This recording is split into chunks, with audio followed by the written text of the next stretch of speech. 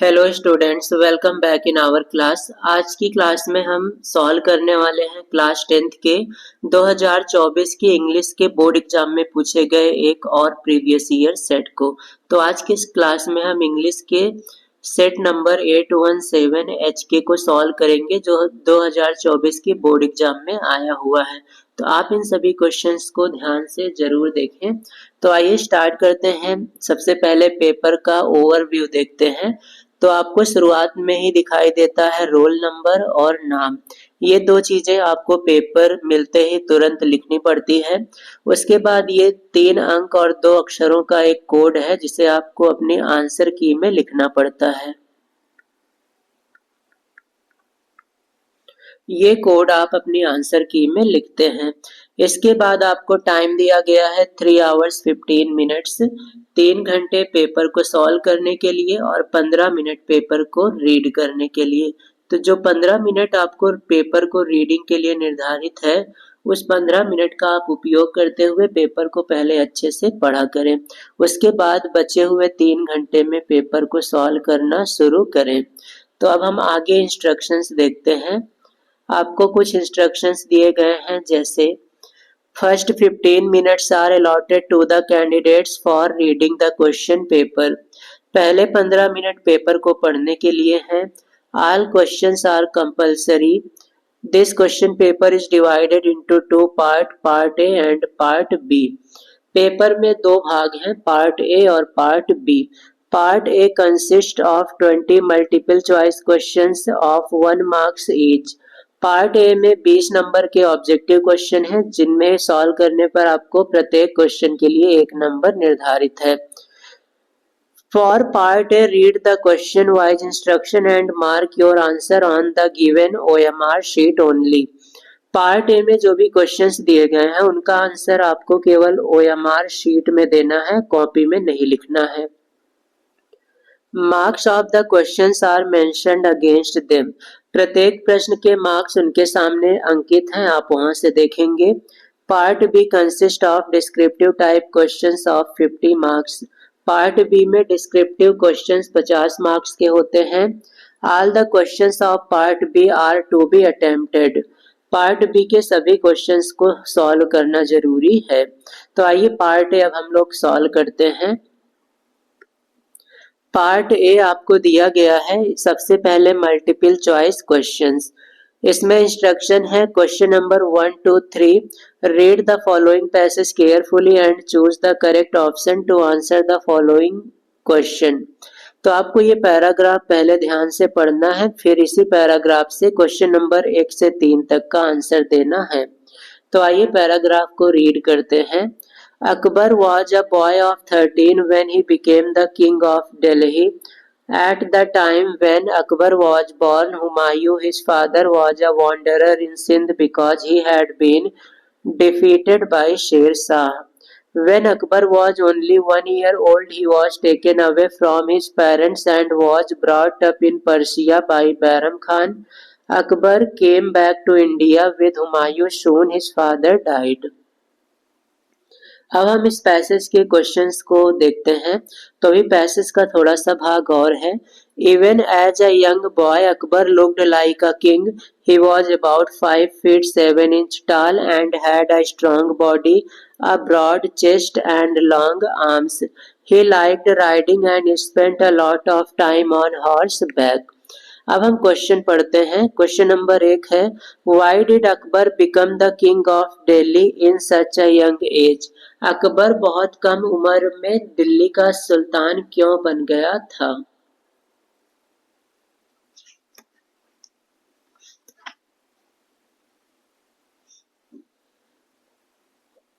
तो अभी हमने पैराग्राफ में पढ़ा था Akbar when Akbar came back to India with Humayun soon his father died। तो जल्दी ही इनके फादर हुमायूं की डेथ हो जाने के कारण इन्हें कम उम्र में दिल्ली का सुल्तान बनना पड़ा। तो यहाँ पर सही जवाब है क्वेश्चन 1 का, ही लॉस्ट हिज फादर। उनके पिता की मृत्यु हो गई, इसलिए Akbar become the king of Delhi in such a young age.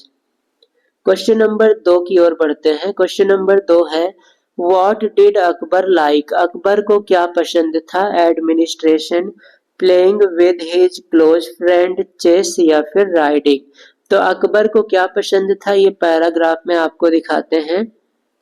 ये लिखा है he liked riding and spent a lot of time on horseback। तो अकबर को राइडिंग पसंद था, तो इस प्रश्न का सही जवाब हो जाएगा Akbar liked riding। Option B यहाँ पर सही है। क्वेश्चन नंबर 3 है which word in the passage is opposite of narrow. Narrow का अपोजिट इनमें क्या है? वॉन्डरर, ब्रॉड, लिटिल या फिर स्प्रेड। नैरो का मतलब होता है संकीर्ण और इसका विलोम हो जाएगा चौड़ा। तो नैरो का अपोजिट होगा ब्रॉड। ब्रॉड का मतलब होता है चौड़ी वस्तु। Question number 4 to 5 choose the correct option to answer the following questions. Question number 4 है students have left the classroom before the teacher. बच्चों ने क्लासरूम को छोड़ दिया था टीचर के आने के पहले। तो यहाँ पर आपको उचित वर्ड भरना है, तो ध्यान देंगे यहाँ ये है present perfect tense. Present perfect tense में बिफोर के पहले वाला भाग इसमें हैव के साथ थर्ड फॉर्म का प्रयोग होता है और इसके बाद वाले पार्ट को हम लोग पास्ट इंडेफिनिट टेंस की तरह ट्रांसलेट करते हैं। तो यहाँ पर वर्ब की सेकेंड फॉर्म भरी जाएगी बिफोर द टीचर एंटर्ड। तो लास्ट में हम लोग वर्ब की सेकेंड फॉर्म का प्रयोग करते हैं। क्वेश्चन नंबर 5 है complete the following sentence if you want something more you are. यदि आपको और ज्यादा चाहिए तो आप कौन हैं? डिससैटिस्फैक्टरी, डिससैटिस्फाइंग, डिससैटिस्फाइड या फिर डिससैटिस्फैक्शन। यदि आप अभी संतुष्ट नहीं है, आपको और चीजों की आवश्यकता है, तो आपको कहा जाएगा डिससैटिस्फाइड और यदि आप संतुष्ट हैं तो आपको कहा जाएगा सैटिस्फाइड। नेक्स्ट क्वेश्चन नंबर 6 की ओर बढ़ते हैं। क्वेश्चन नंबर 6 है read the following word cluster to make a meaningful sentence. इन सभी वर्ड को मिलाकर हमें एक सेंटेंस बनाना है। सबसे पहले ऑप्शन को देखें तो वाई के तुरंत बाद सब्जेक्ट आ गया है। वाई के तुरंत बाद हेल्पिंग वर्ब का यूज करना चाहिए, तो यहाँ पर सब्जेक्ट दिया है इसलिए पहला ऑप्शन गलत हो रहा है। दूसरे ऑप्शन है why will they not have done their work. तो ये वाला ऑप्शन सही है, इसमें कोई भी समस्या नहीं है। ऑप्शन नंबर सी में वाई हैव, यहाँ पर विल का यूज लास्ट में हो गया है। ऑप्शन डी में भी विल का यूज मिड में है, तो इस कारण से सी और डी ऑप्शन गलत होंगे। तो यहाँ पर ऑप्शन बी सही है, why will they not have done their work. तो ये है फ्यूचर परफेक्ट टेंस। तो इस टेंस का भी नाम आप ध्यान में रखेंगे, फ्यूचर परफेक्ट टेंस।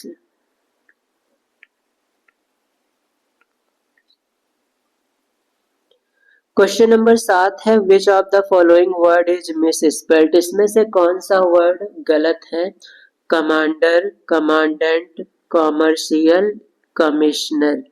इनमें से गलत वर्ड का चयन करना है।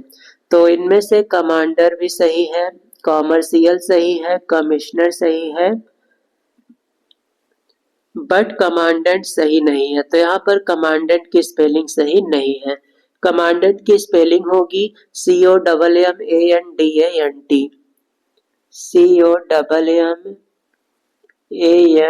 COMMANDANT ये कमांडेंट की स्पेलिंग है। डी के बाद ए का यूज होना चाहिए। क्वेश्चन नंबर 8 की ओर बढ़ते हैं। क्वेश्चन नंबर 8 है boys were jumping the pond.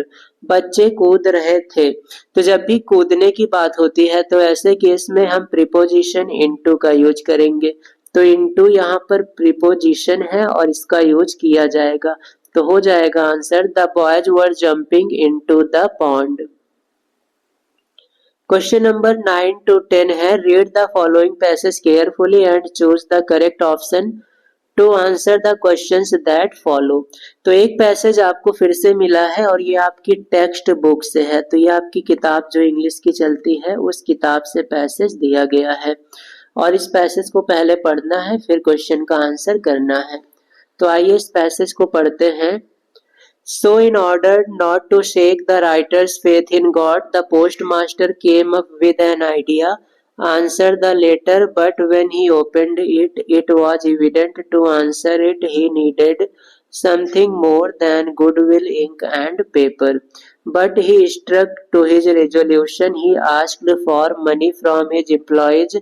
He himself gave part of his salary, and several friends of his were obliged to give something for act of charity. तो ये chapter 1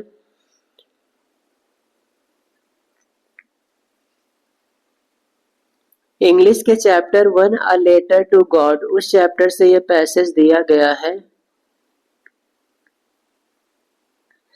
a letter to God, इस passage को हमने पढ़ा है कई बार, तो आइए सॉल्व करते हैं क्वेश्चन।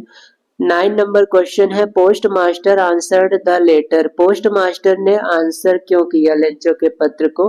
पोस्ट मास्टर ने लेंचो के पत्र का जवाब क्यों दिया? As he was a good friend of the writer, क्योंकि वो लेंचो का अच्छा दोस्त था। As he was dutiful, as he did not want to help the writer, in order not to shake the writer's faith in God. तो उसने जवाब इसलिए दिया क्योंकि वह राइटर के फेथ, भगवान में जो उसका विश्वास था लेंचो का, उसे डिगाना नहीं चाहते थे। वो चाहते थे कि उसका विश्वास इसी प्रकार से बना रहे। क्वेश्चन नंबर 10 है, who is the writer described in the paragraph. इस पैराग्राफ के राइटर कौन है? जीएल फुएंट्स, पोस्ट मास्टर, लेंचो या फिर पोस्टमैन। इस पैराग्राफ को किसने लिखा है? तो सही जवाब है, इस पैराग्राफ के राइटर हैं Lencho. Question number 11 to 13, choose the correct option to answer the following question. A man who takes away another man's freedom is a of hatred।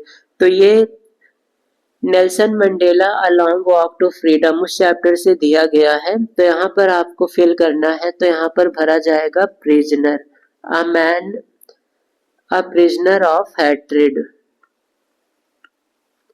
अब man who takes away another man's freedom is a prisoner of hatred, जो दूसरे की आजादी को छीन लेता है उसे कहा गया है इस चैप्टर में prisoner of hatred. Option D यहाँ पर सही है।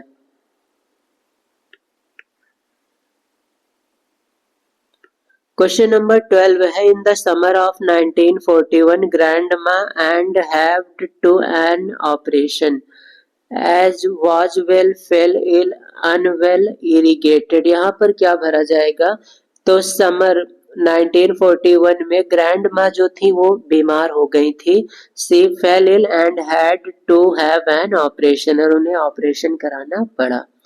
क्वेश्चन नंबर 13 है, the land between Mysore and Mangalore is by a proud race of martial men and beautiful women.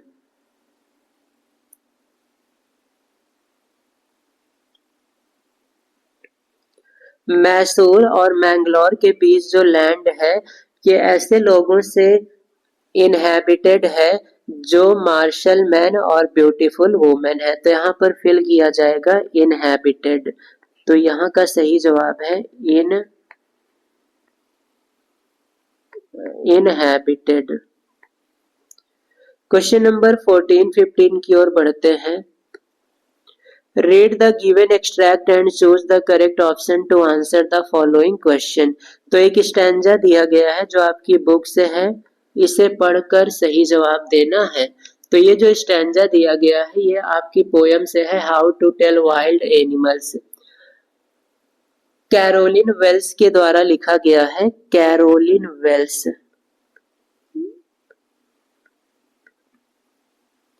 Caroline Wells के द्वारा लिखा गया है हाउ टू टेल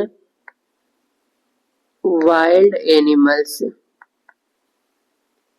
इस चैप्टर से ये स्टैंजा लिया गया है। The true chameleon is small, a lizard short of thing, He has not any ears at all and had not a single wing. If there is nothing on the tree, T is chameleon you see. तो यहाँ पर दिया गया है कि चैमेलियन छिपकली के प्रकार से एक छोटा सा जीव है जिसके कोई कान नहीं है और कोई पंख भी नहीं है। यदि पेड़ पर कुछ भी ना हो तो हम चैमेलियन को देख सकते हैं। तो यहाँ पर क्वेश्चन नंबर 14 है, what sort of thing is chameleon. Chameleon किस प्रकार का जीव है? तो डॉव, पिजियन, लेजार्ड या फिर सर्पेंट। तो चैमेलियन को यहाँ पर लेजार्ड बताया गया है। तो चैमेलियन छिपकली के जैसा एक छोटा सा जीव है। क्वेश्चन नंबर 15 है, What do you see if there is nothing on the tree? अगर पेड़ पर कुछ नहीं है तो हमें क्या दिखाई देगा? स्पैरो, पैरट, पीकॉक या फिर चैमेलियन। तो हमें पेड़ पर दिखाई देगा चैमेलियन। क्वेश्चन नंबर 16 to 20 है, choose the correct option to answer the following questions. सही विकल्प का चुनाव करें। Question number 16, what kind of citizen was Horace Danby thought.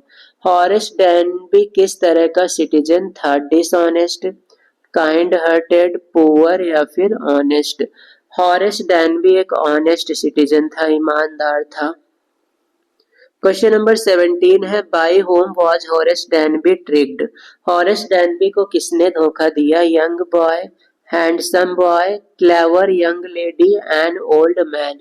इनमें से किसने हॉरेस डैनबी को ट्रिक किया था? तो सही जवाब है क्लेवर यंग लेडी के द्वारा वो ट्रिक हुआ था। क्वेश्चन नंबर 18 है, What did Griffin do in revenge when his landlord tried to eject him? Griffin ने रिवेंज बदला लेने के लिए क्या किया? घर को छोड़ दिया, began to abuse गाली देने लगा, started jumping कूदने लगा, set fire to the house घर को आग लगा दिया। तो ग्रिफिन ने बदला लेने के लिए घर को आग लगा दिया। He set fire to the house. Question number 19 है, Mrs Hall was convinced that room was haunted by. Mrs Hall को क्या यकीन था कि रूम में कौन है? Spirits, evil souls, dead bodies या फिर घोस्ट। मिसेज हॉल को विश्वास था कि कमरे में स्पिरिट्स हैं, आत्माएं हैं। क्वेश्चन नंबर 20 है, one thing that Richard एब्राइट could do is. Richard एब्राइट जो कर सकते थे वो क्या था? Play football, collect thing, swim across, play baseball. तो रिचर्ड एब्राइट वस्तुओं को कलेक्ट कर सकते थे। तो इस प्रकार से ये थे 20 MCQ क्वेश्चंस और सेट यहाँ पर समाप्त होता है। अब इसके बाद स्टार्ट होता है पार्ट बी। पार्ट ए के बाद पार्ट बी। पार्ट बी का हम ओवरव्यू देखते हैं। इसमें सबसे पहले आपको दिया जाता है एक अनसीन पैसेज जिसे पढ़कर आपको क्वेश्चन का जवाब देना है। तो ये 2, 2, 4, 2, 6 और एक 7 नंबर का क्वेश्चन पैसेज से आता है। इसके बाद आपको राइटिंग सेक्शन देखने को मिलेगा। यहाँ पर राइटिंग सेक्शन में या तो एप्लीकेशन या फिर लेटर, दो में से कोई एक चीज आपको करना है। तो एप्लीकेशन और लेटर में जो इजी लगे वो कर सकते हैं। इसके लिए आपको मिलने वाला है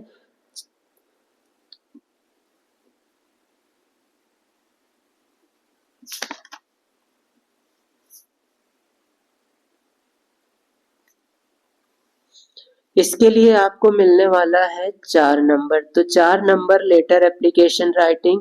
इसके बाद क्वेश्चन नंबर 3 देखें तो यहाँ पर आपको रिपोर्ट या फिर आर्टिकल लिखने के लिए आता है जिसके लिए आपको मिलेगा 6 नंबर।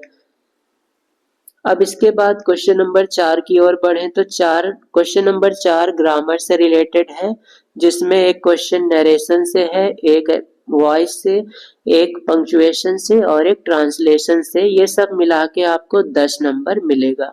तो ग्रामर से निर्धारित है 10 मार्क्स। इसके बाद लिटरेचर स्टार्ट होता है। लिटरेचर में क्वेश्चन नंबर 5 में शॉर्ट क्वेश्चन है जिसका आंसर 30 से 40 वर्ड में देना है। ए और बी दोनों में से एक एक क्वेश्चन करना है। क्वेश्चन नंबर 6 में 2 क्वेश्चन है जिनमें से कोई एक क्वेश्चन करना है और इसके लिए आपको मिलेगा 4 नंबर। क्वेश्चन नंबर 5 में 3 + 3 6 नंबर मिलेगा और क्वेश्चन नंबर 6 में 4 नंबर मिलेगा। क्वेश्चन नंबर 7 की बात करें तो यहाँ पर आपको 4 लाइन की पोयम लिखनी है या फिर इस क्वेश्चन का आंसर करना है, जिसके लिए 3 मार्क्स मिलने वाले हैं। क्वेश्चन नंबर 8 में सेंट्रल आइडिया लिखना है, इसके लिए भी 3 नंबर मिलेगा। क्वेश्चन नंबर 9 में एक शॉर्ट और एक लॉन्ग क्वेश्चन करना है, तो इन दोनों में से एक क्वेश्चन करना है, 3 नंबर मिलेगा। और इसके बाद क्वेश्चन नंबर 10 जो लॉन्ग क्वेश्चन है, इन दोनों में से कोई एक क्वेश्चन करना है, 4 नंबर का है। तो इस प्रकार से 20 नंबर सेट पार्ट ए से और 50 नंबर पार्ट बी से, टोटल 70 नंबर का पेपर हो जाएगा। तो आज की क्लास को हम यहीं पर समाप्त करेंगे। अगली क्लास में एक नए टॉपिक के साथ फिर से मिलेंगे। तब तक अपनी तैयारी करते रहें और अगर आप चैनल पर नए हैं तो चैनल को सब्सक्राइब और वीडियो को लाइक जरूर करें।